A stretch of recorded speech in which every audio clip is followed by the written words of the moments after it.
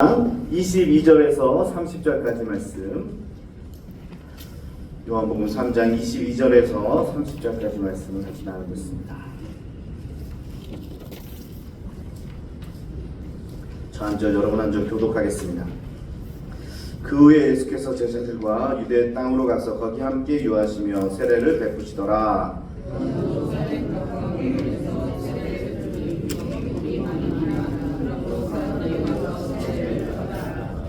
요한이 아직 옥에 갇히지 아니하였더라.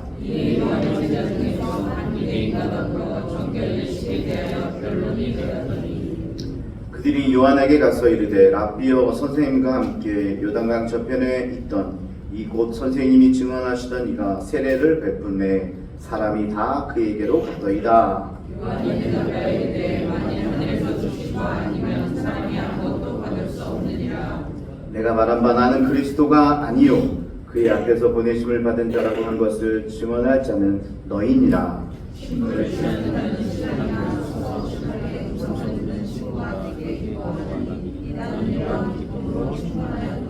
함께 읽겠습니다. 그는 흥하여야 하겠고 나는 쇠하여야 하리라 하니라.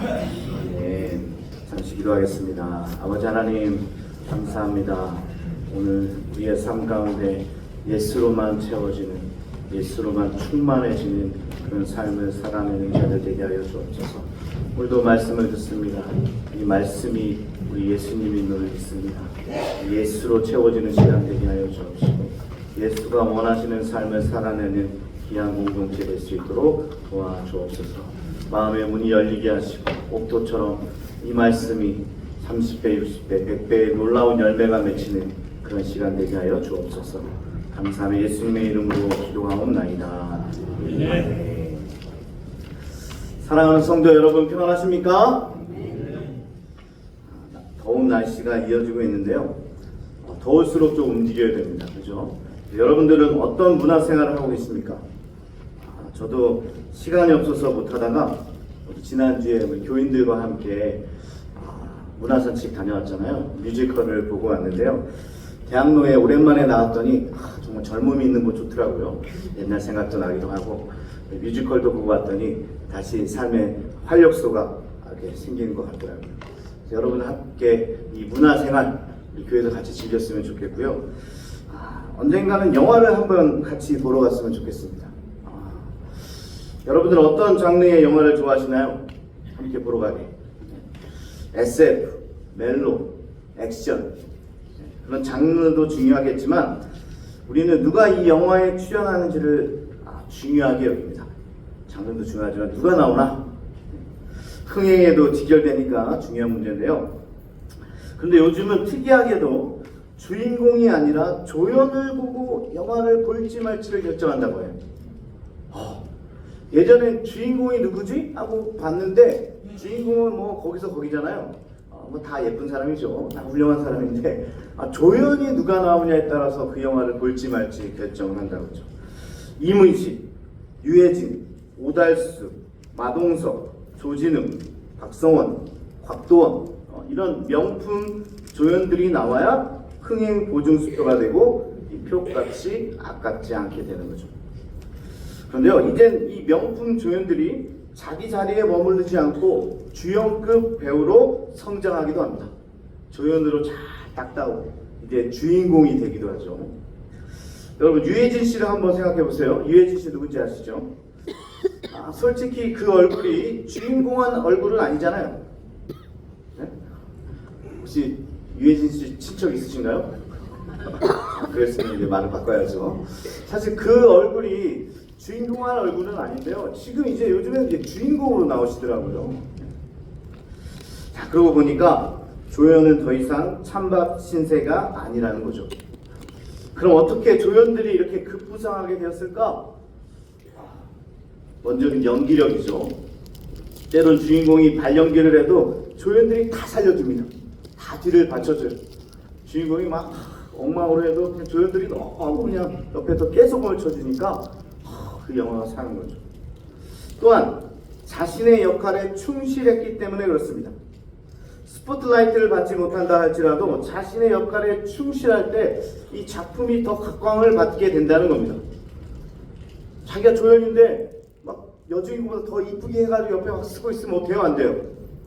아니죠. 안 되죠. 거기서 망가져야 되는 겁니다. 주인공이 딱 드러날 수 있도록 그런 자기의 역할에 충실할 때 영화가, 드라마가 살게 된다. 자, 그런데요, 우리의 인생도 마찬가지라는 겁니다. 우리 인생의 작품성을 높이기 위해서 우리가 명품 조연으로 살아야 합니다. 우리 또한 그런 삶을 살아야 하는 거죠. 근데 문제는요, 누구도 조연으로 살고 싶지 않는 데 있습니다. 영화도 아니고 자기 인생이라면 어떻겠습니까? 당연히 자기 뜻대로 살고 싶겠죠. 내 인생인데, 내 인생에 내가 주인공을 하지 말라고요? 목사님, 왜 제가 조연으로 살아야 됩니까? 네, 그렇게 말할 수 있겠죠. 그러나 우리가 믿는 자라면, 성도라면 자기 자리를 주님께 내어드리는 삶을 살아야 한다는 겁니다. 원래 내 자리가 아니기 때문에 그래요.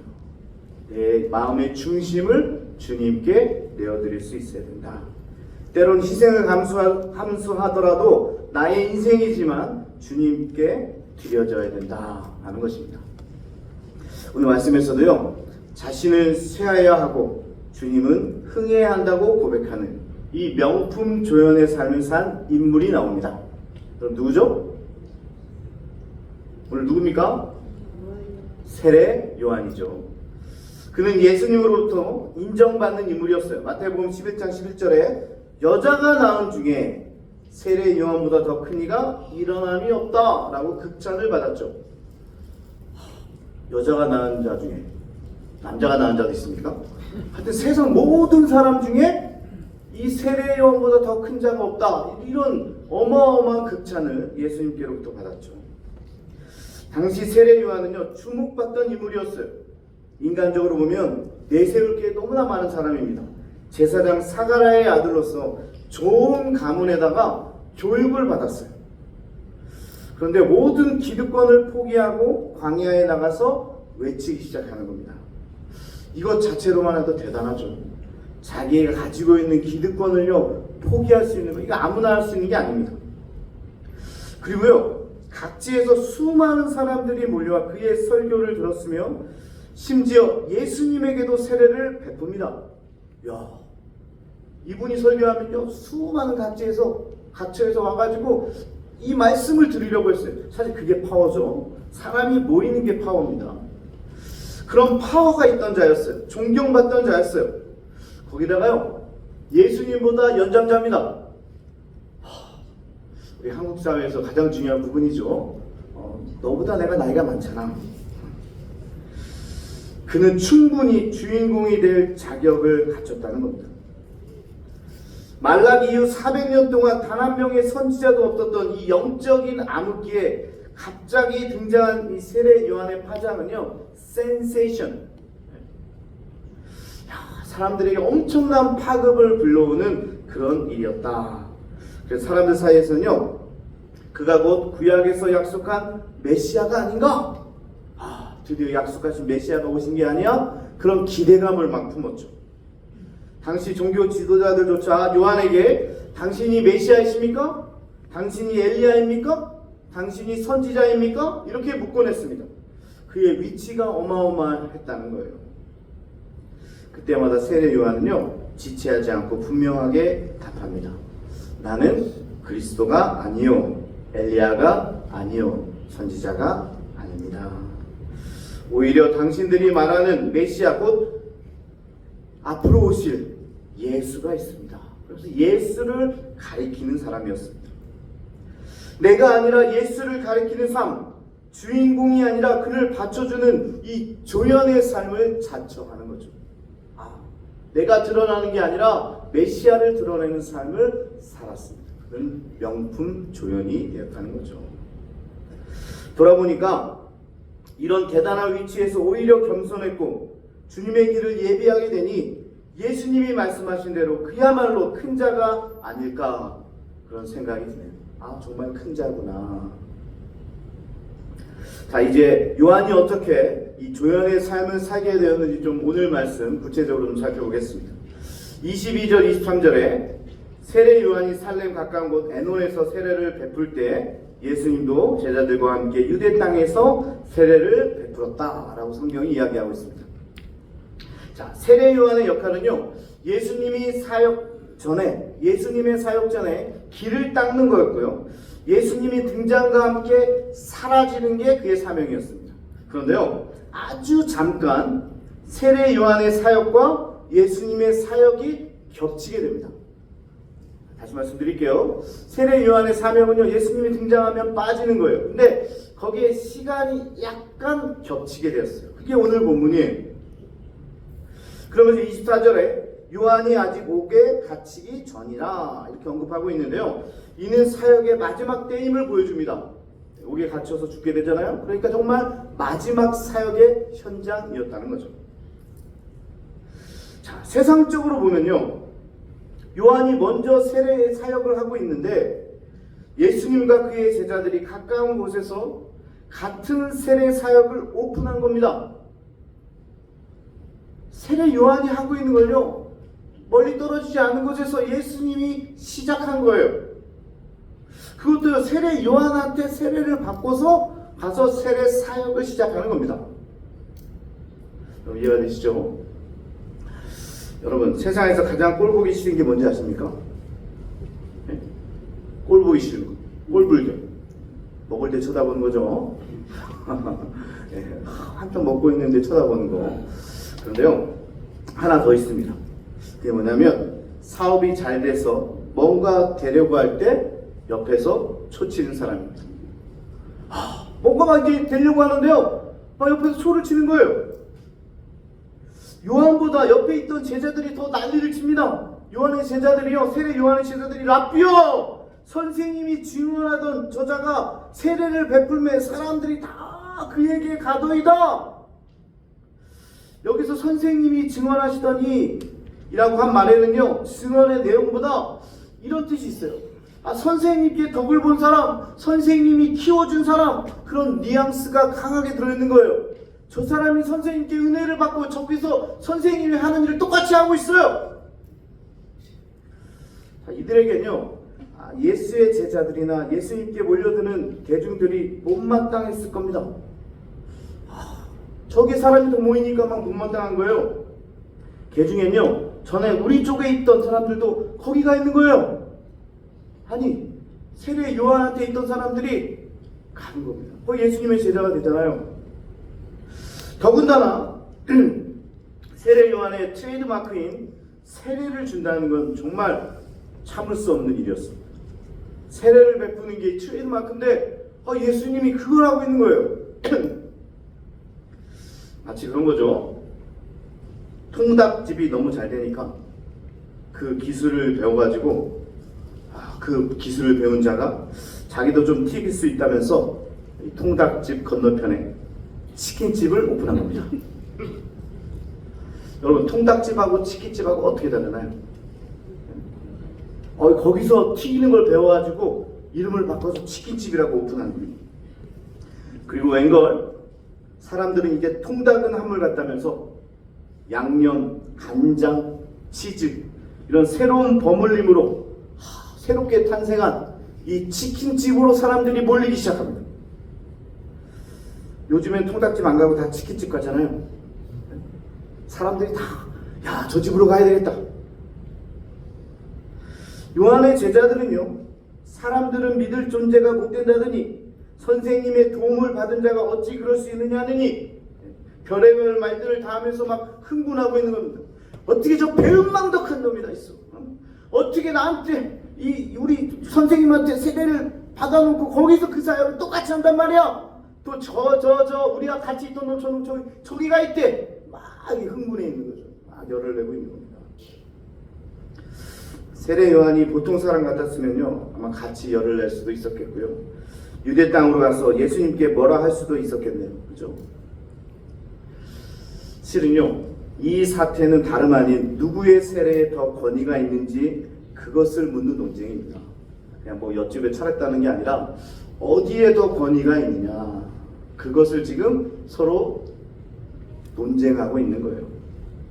당연히 요한의 제자는 자신의 스승인 세례 요한에게 권위가 있다고 이야기하겠죠. 표현을 보니까 어린 양 메시아도 아닌 요단강 저편에 있던 자, 조금 나아진 게 선생님이 증거하시던 자라고 표현하고 있습니다. 누굴요? 예수님. 요한의 제자들은요, 예수를 요한의 경쟁자로 인식하고 있습니다. 마치 음식을 전수받아 개업한 음식점에 사람들이 몰려가자 자신들이 원조임을 주장하는 식이죠. 처음에는 잘 가르쳐줬어요. 그런데 배우고 가서 더 잘 되는 거예요. 그러니까 아유 기분 나쁘잖아요. 그래서 우리가 원조다. 그래서 원조집이다. 이런 식으로 이렇게 주장하고 있는 거예요. 그때 세례 요한은요 27절 28절을 통해서 명확하게 이야기합니다. 만일 하늘에서 주신 바가 아니면 사람이 아무것도 받을 수 없느니라. 나는 그리스도가 아니요 그의 앞에 보내심을 받은 자다. 자신의 한계를 명확하게 긋는 거죠. 주인공이 아니라 자신의 소명인 조연이 되겠다는 말입니다. 비록 사람들의 기억에서 잊혀지고 사람들의 관심에서 멀어진다고 해도 메시아이신 예수님이 높임을 받으신다면 그것으로 나는 만족하겠다는 겁니다. 예수님이 드러난다면 나는 사라지겠다는 겁니다. 세례 요한은요 끝까지 자기의 자리를 지킵니다. 요한은 전부터 주의 길을 곱게 하라고 광야에서 외치는 자의 소리다 라고 외쳤는데요, 외치는 자의 소리라고 말한 이유가 무엇일까요? 외치는 자의 소리다, 나는 소리다. 여러분 한번 생각 안 해보셨나요? 나는 외치는 자다, 그렇게 이야기해야 될 것 같은데 나는 외치는 자의 소리다. 외치는 자라고만 해도 굉장히 겸손한 표현 아닙니까? 뭐라고 하죠? 누구누구 행차요. 어디 이런 사극 같은 거 보면 그런 거 있잖아요. 그것도 사실은 이 세례 요한의 지금 위치에서 보면 대단한 겸손이잖아요. 나는 외치는 자입니다. 저 왕이 오실 때 저는 외칠 겁니다. 이렇게만 해도 굉장히 겸손인데 지금 요한이 뭐라고 이야기해요? 나는 외치는 자의 소리다. 외치는 자가 아니가 소리다라고 이야기하고 있어요. 야, 인격을 갖추지 않는 소리라고 이야기하고 있는 겁니다. 에고포네, 나는 소리다. I'm the voice. 무슨 외치는 소리꾼도 아니고요, 그저 소리라고 했을까? 소리꾼조차도 정말 감당하기 힘든데 나는 그 사람조차도 아니다. 소리다. 소리는요 형체도 없고 남는 것도 없는 거죠. 그런 소리가 있었는지도 모릅니다. 반면에 소리꾼은 형체가 남는 거예요. 요한은요 자기를 소리꾼보다 더 사라져야 할 소리가 소리라고, 그런 소리 정도밖에 되지 않는다고 그렇게 지금 주장하고 있는 겁니다. 정말 대단하네요, 그렇죠? 소리꾼이라고 해도 우리는 야, 정말 대단한 겸손이라고 이야기했을 텐데요, 아니 그 정도가 아니라고요. 난 그냥 소리라. 쉽게 이야기하면요, 예수님은 길이요 세례 요한은 길잡이고, 예수님은 말씀이고 세례 요한은 그 말씀을 인도하는 소리라는 거예요. 완전히 다른 내용입니다. 왜냐하면 말씀은 내용과 본질이고 소리는 수단과 형식이기 때문에 그렇습니다. 사람들은 내용에 환호하지 전달하는 소리에 매달리지 않습니다. 소리는 있는 듯 없는 듯, 그러나 필요할 때 자기 역할을 감당하고 자연스럽게 눈치채지 못하게 그냥 사라지는 존재예요. 소리는 남기지 않습니다. 오늘 요한이요 그렇게 이야기하고 있어요. 소리꾼 정도가 아니라 나는 그냥 사라지는 소리입니다. 야, 이런 역할을 한다는 게 그리 기분 좋은 일은 아닐 겁니다. 그렇죠? 여러분 할 수 있겠어요? 하지만 요한에게는요 길을 준비하라는 자라는 이 확실한 정체성이 있었습니다. 지금 생각해 볼 때 그것도 예수님의 길을 인도했으니 황송하다고 여길지 모르겠는데요, 당시 요한의 제자들은 그렇지 않았습니다. 이 불만이 사그러들지 않았어요. 야, 말도 안 돼. 우리 스승님이 저 따위에게 저런 대접을 받고 무슨 소리야? 저도 어렸을 때 기억이 있는데요, 말씀을 준비하니까 하나 기억이 나네요. 제 어렸을 때 제가 유치부에서 크리스마스 때 성극을 했습니다. 그때는 유치부 때도 선곡을 했어요. 저희 교회에서. 그래도 제가 어렸을 때 똑똑했거든요. 그래서 제가 당연히 솔로몬 왕 역할을 맡을 줄 알았어요. 그래서 내가 좀 쟤네들보다 낫지. 내가 솔로몬 왕을 맡아야지. 근데 문제는요, 저희 아버님이 당시 장로님이셨고 교회학교 부장님이셨어요. 저희 아버님 부장님이셨어요. 그럼 너 왕을 시켜줘야지. 제 생각에는요, 아니 아버님이 부장님인데 이 아들을 솔로몬 왕을 시켜야지. 근데 현실은요, 제 친구 중에서 가장 어리버리한 그 친구가 솔로몬 왕이 되고요, 전 옆에서 예이 대사가 이거밖에 없어요. 예이. 그런 신화를 하라는 겁니다. 나 참 몰라요. 지금 생각해보니까 아버지가 그렇게 시켰는지도 모르겠어요. 근데요, 연습을 막 하는데 이제 우리가 유치부에서 선곡을 해야 되는데 자꾸 솔로몬 역할을 하는 친구가 대사를 까먹는 거예요.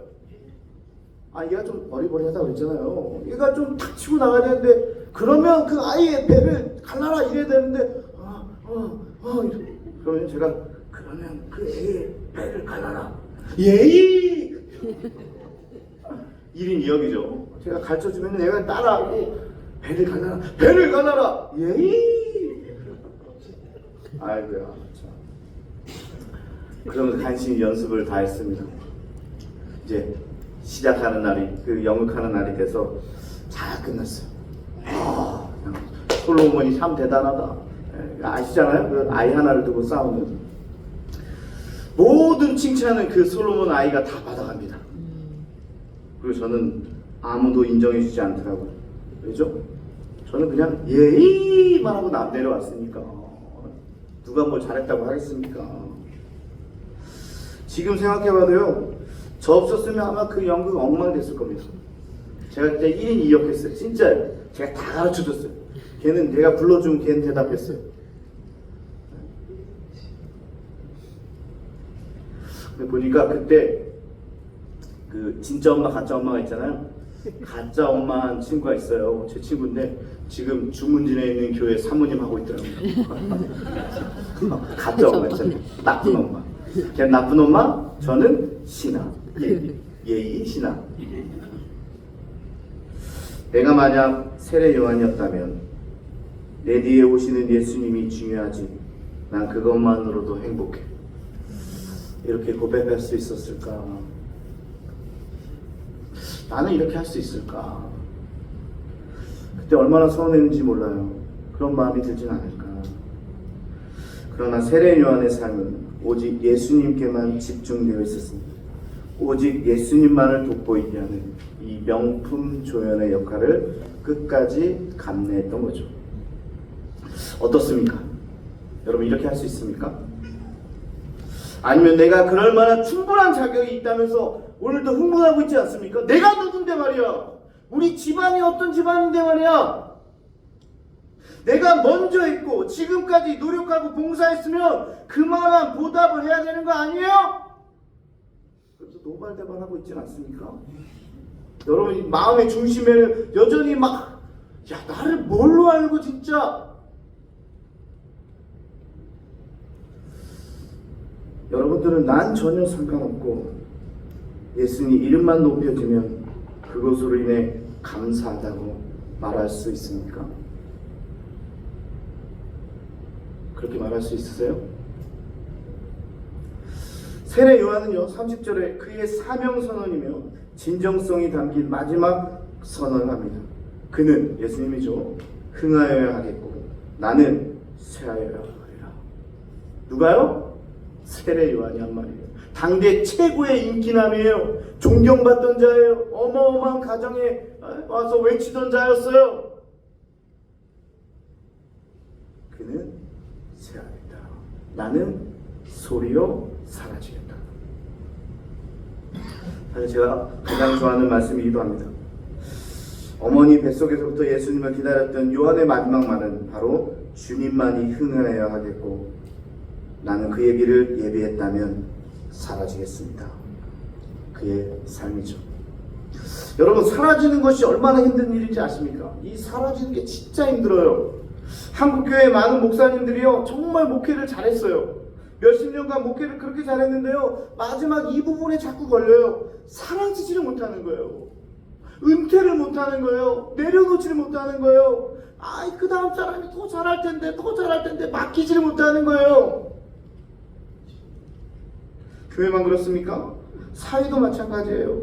기득권을 가진 자들이요, 자기 것을 내려놓는 게 너무나 힘든 거예요. 뭔가 기득권이 있고 권력이 있고 파워가 있으면요, 그거 내려놓는 게 정말 힘들어요. 그러니까 그런 데서 문제가 자꾸 생기는 거예요. 내가 누군데? 그런데요, 참 희한합니다. 내가 남아있으면 아무리 주님을 위해서 열심을 다한다고 해도요, 주님이 기뻐하지 않습니다. 내 마음의 왕자를 주님께 내어드릴 때 주님이 가장 기뻐하신다는 거예요. 내가 사라져야 주님이 등장하기 때문에 그렇습니다. 여러분, 항상 이래요. 내가 사라져야 주님이 등장한대요. 내 삶에도 마찬가지. 내 삶에 내가 주인이 아니에요. 내가 사라져야 내 삶에 주님이 등장하는 거예요. 주님이 우리 삶을 이끌어가는 거예요. 이게 원리예요. 내가 사라져야 됩니다. 세례 요한은요, 사역의 절정기에 이제 사역을 시작하는 신참에게, 이제 막 뜨는 예수에게, 그는 흥하여야 하겠고 나는 쇠하여야 하리라. 대중의 인기가 있었고 예루살렘 당국자들로부터 주요한 인물로 인식되었지만 자신에 대한 사람들의 호불호에 매이지 않고 하나님과의 관계 속에서 자기의 위치를 알고 그 위치를 지켰다는 겁니다. 이것이야말로 앞에서 이야기한 명품 조연의 삶이 아닐까요? 주님이 오심을 기다리며 나는 낮아지고 그분을 높이는 삶, 그분이 오셨다면 나는 사라지는 겁니다. 제가 여기서 팁 하나를 드리겠습니다. 명품 조연으로 사는 게 나쁘지만은 않다는 거예요.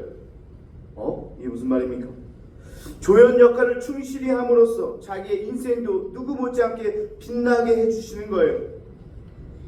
우리가 주목해야 할 부분은요, 조연의 삶이 오히려 우리의 인생을 더 빛나게 한다는 겁니다. 그 이유는 하나님께서 자신을 위해서 자리를 내오는 우리를 그냥 두시지 않기 때문에 그래요. 오히려 명품 조연이요, 그 영화를 살리는 것처럼 우리가 우리의 자리를 지키고 이렇게 하면요, 우리를 내버려 두는 것이 아니라 하나님께서 더 좋은 인생을 만들어 주신다는 거예요. 할렐루야. 세례 요한은요, 명품 조연 선지자였습니다. 예수 그리스도가 메시아임을 확인하고 과감하게 무대에서 사라졌어요. 그렇다고 그가 실패한 선지자였습니까? 아니잖아요. 여인에게서 난 자 중에 이보다 큰 자가 없다고 예수님께서 말씀하시잖아요. 오히려 그는 그렇게 위대한 선지자가 되는 겁니다. 자신의 역할을 잘 감당할 때 오히려 그의 삶이 빛나게 되는 거예요. 내가 꾸미는 것이 아니라 주님이 등장하셔서 우리의 삶을 꾸며주시기 때문에 그래요. 우리의 삶을 더 빛나게 해주시기 때문에 그래요. 그래서 우리의 삶이 빛나는 거예요. 예수님께서 하시기 때문에 그렇습니다. 말씀을 정리하겠습니다. 언젠가 2등은 아무도 기억하지 않는다라는 이 카피라이트 문구를 본 적이 있습니다. 엄청난 센세이션이 있겠죠. 2등은 아무도 기억하지 않는다. 이 광고는요, 현대사회에서 1등 혹은 선두그룹이 아니면 살아남을 수 없다는 의미를 담고 있는 겁니다. 당신 꽤나 깊은 인상을 주었던 카피라이트죠. 그런데 요즘은요, 세상도 주연보다는 조연이 뜨는 추세입니다. 아까 말씀드렸잖아요. 명품 조연들이 나와야 그 영화 본다니까요. 진짜예요. 최근에는 기업도요, 위대한 2인자들, 조력자를 찾습니다. 1인자가 아니라요, 요즘 기업들이 어떻게 도와줄 수 있는 이 조력자를 찾는다고 해요. 그동안 맹목적으로 1인자만을 추구해도 문화를 뒤집고 협력자의 중요성을 인식하기 시작했죠. 오히려 1인자를 만드는 위대한 2인자, 콜 리더. 예전에 리더만 이야기했는데 요즘 콜 리더를 이야기합니다. 협력자를 이야기해요. 그 사람이 그렇게 만들어갈 수 있는 그런 콜 리더를 더 세워주는, 각광받는 시대가 도래했다는 겁니다. 지금 우리의 시대가 그래요. 성경은 이미 오래전부터 이야기하고 있습니다. 명품 조연의 삶이 오히려 더 빛나는 삶이라는 거예요.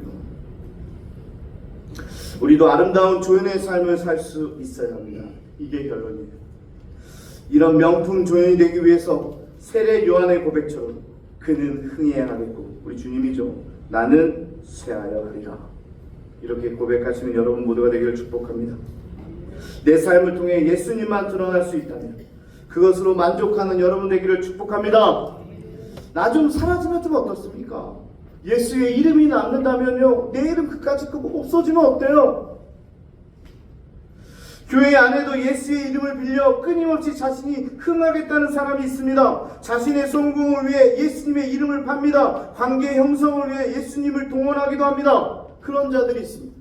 반대로 세례 요한처럼 예수님을 높이기 위해서 하나님의 영광을 위해 자신이 세하기를 주저하지 않는 사람이 있어요. 여러분은 어떤 사람입니까?